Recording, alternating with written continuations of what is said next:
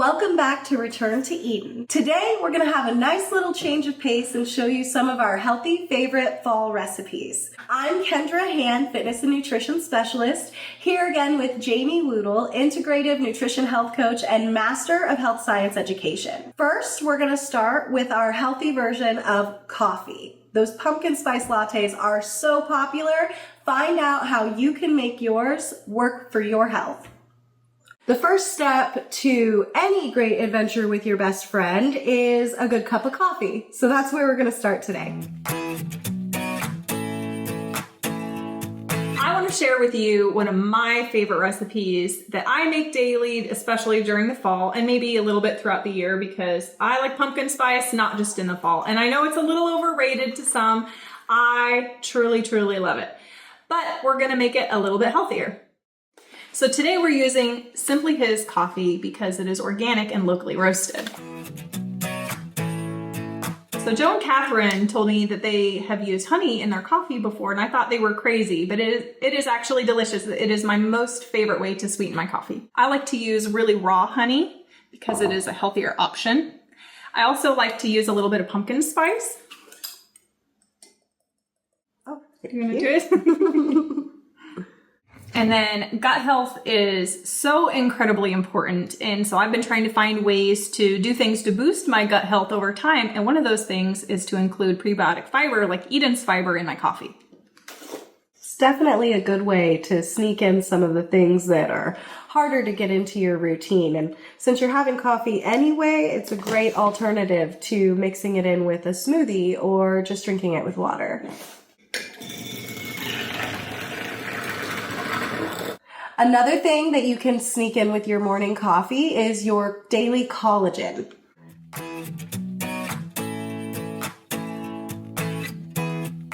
I like a little non-dairy milk as well.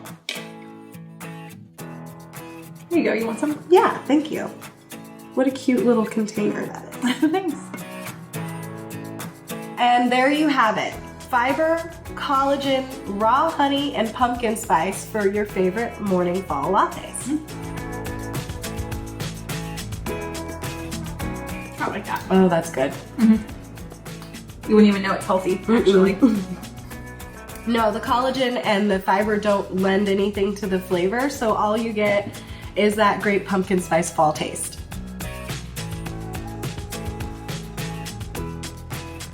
We're going to be making some harvest stuffed squash. So I'll read you the ingredients and how to cook it, and then we'll do it together. So you're going to need 4 acorn squash with the bottoms trimmed and the top cut off. I've personally never cooked with acorn squash before. This was Jamie's recipe that she chose for our program today. And I personally am a little intimidated because they look kind of like fancy and hard to work with. They are a little like tough. How do you choose the right acorn squash? Like how do you know if it's ready to cook? I tried to go for ones with orange on it. Okay, yeah, like a watermelon kind of. Sure. You're also going to need 1 cup of quinoa and whatever vegetables you want to saute and add to your cooked quinoa. So we are using 3 zucchini. We're using some frozen onion and bell pepper mix, and we probably have about 8 to 10 ounces of chopped mushrooms.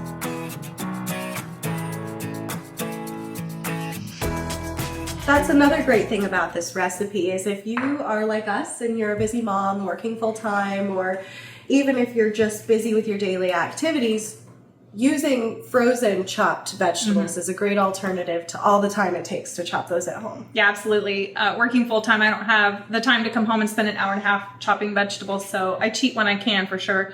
You're also going to need enough garlic to your satisfaction. So we used 3 cloves. 5 cloves. I measure garlic with my heart. 4 acorn squash. Yeah, you do. And then about a teaspoon of thyme. Again, that's really up to your preference. So we're going to go ahead and prepare our acorn squash.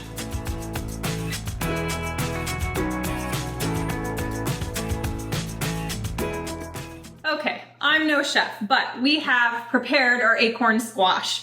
So we have trimmed it, we've cut it off, I've scooped out the inside, and now we are ready to rub olive oil and salt on it and put it on our baking sheet. It's important to preheat your oven before preparing your acorn squash. The temperature is 425 degrees.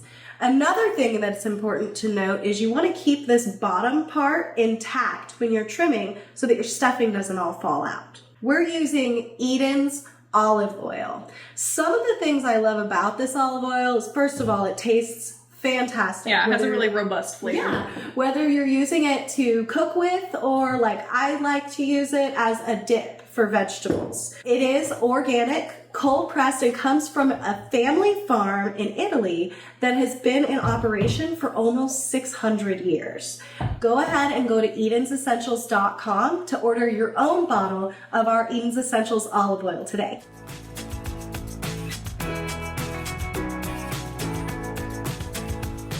Okay, our acorn squash is oiled, it's salted, and now we're going to put it into an oven that's been preheated to 425 degrees, and we're going to bake it for about 25 minutes or until it is fork tender.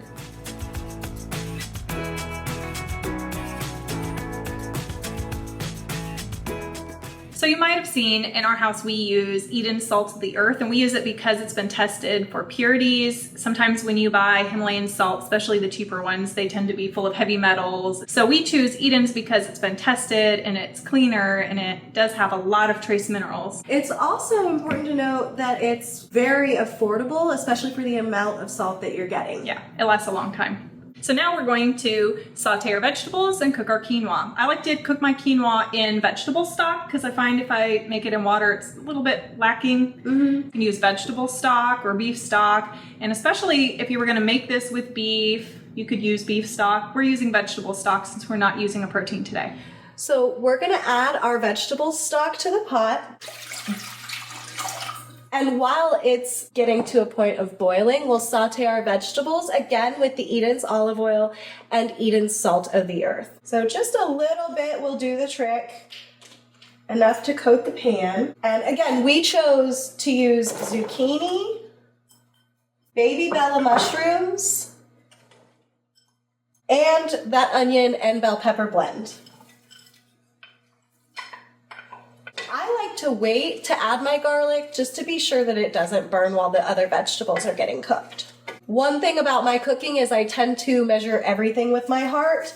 If that does not bring you joy, please feel free to be more stringent with your measuring.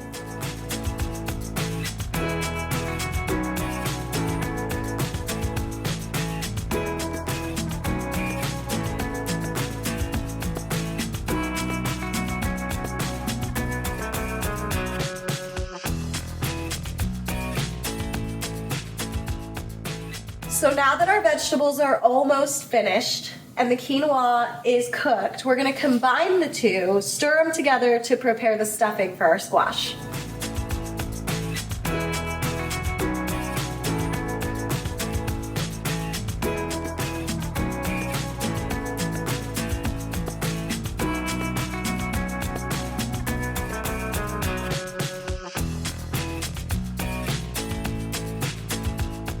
Well, this turned out beautifully. We're gonna go ahead and stuff our squash.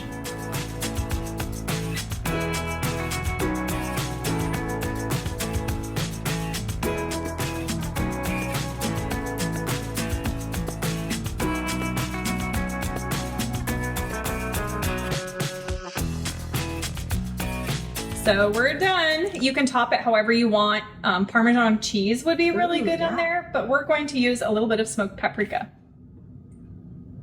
Fun fact, smoked paprika is actually just dried red bell pepper. I did not know that.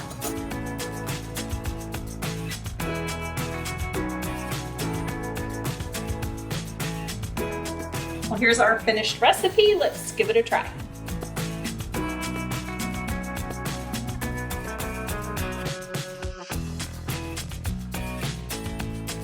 Oh, wow.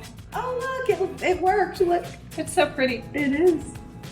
I'm just gonna dig into it. You're being all delicate and ladylike about yours, and I'm like, I think that captures our personalities pretty well.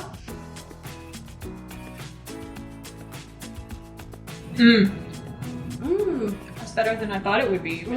This would be really good with like ground turkey. Mm-hmm. Or like if you save this for the day after Thanksgiving, you could do like leftover turkey in it.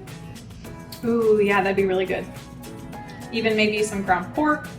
That is a delicious and highly adaptable healthy fall recipe. This is a really good example of how eating healthy doesn't have to take a long time or be really expensive.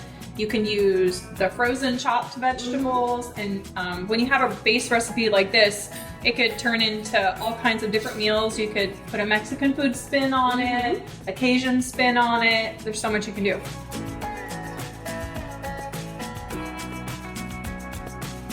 Now we're gonna make a pumpkin coconut milk chia pudding. This can be used for dessert or also as breakfast. I've had chia pudding for breakfast. So if you're following along, these are the ingredients you are going to need.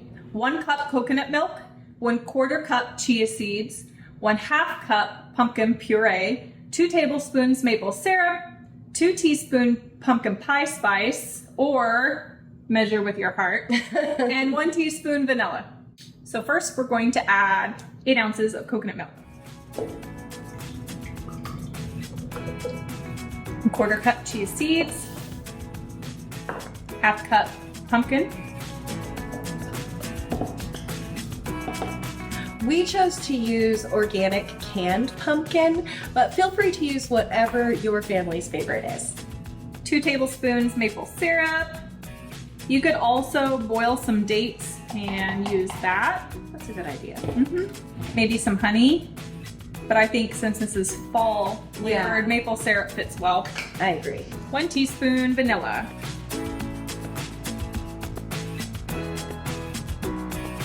And now we blend until smooth. Because it has the chia seeds in there, it's really personal preference how small you want those blended up.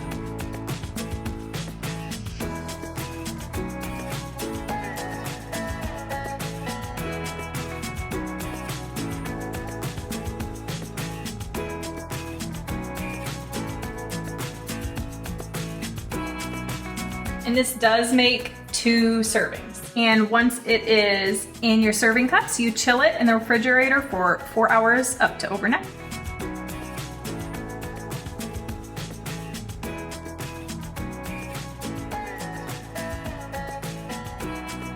You ready? All Give right. it a taste. Oh, look at that texture. It is a lot like pudding. Yeah, that consistency is great. That was really good. It'd be really good with some homemade whipped cream on top. You can also adapt this to any type of spice flavor, whatever you want to do. I know I've seen some that are blended with fruit if you want to do it for breakfast, or I guess dessert as well. Yeah, you could do it that way. Maybe like raisins or something like that would be good in this. Or walnuts. Oh, that would be really good. Throw some nuts in there. What was your favorite thing we tried today? Definitely the squash. For me, like I said, was really intimidated by the idea of cooking an acorn squash, but it came out beautiful. The flavors were so good. What about you?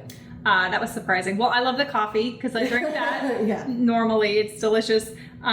This was really good. I think when I make it next time, I'm going to make it a little bit sweeter, but that's definitely personal preference. I think if it's going to be breakfast, it was good. If it's going to be dessert, maybe a little bit sweeter, but the flavor is really good. Especially, I think, as it sits in the fridge. We let ours sit overnight, and the flavors really bloom. Kind of like pumpkin pie. You ever do that to your pumpkin pie? Make it ahead, and then it tastes better. I like it cold better anyway, so I usually just wait and put mine in the fridge. Yeah, I found 3 days. 3 days for the spices to really bloom. I'll have to keep note of that. Well, we are all out of time for today. Thank you so much for joining us for this really fun experience with healthy recipes. One thing I really appreciated learning is that even when something is intimidating, just give it a shot. And eating healthy doesn't have to be complicated or expensive. Each of these recipes is highly adaptable to what you already have in your home or know that your kids are going to love. And very nutritious too. There's a lot of polyphenols, especially in our main dish. Yes. So there's a lot of nutrition packed into a small, easy to make meal. Don't forget, if you want to try making any of the recipes we did together today, the links will be in the description, and join us next time on Return to Eden.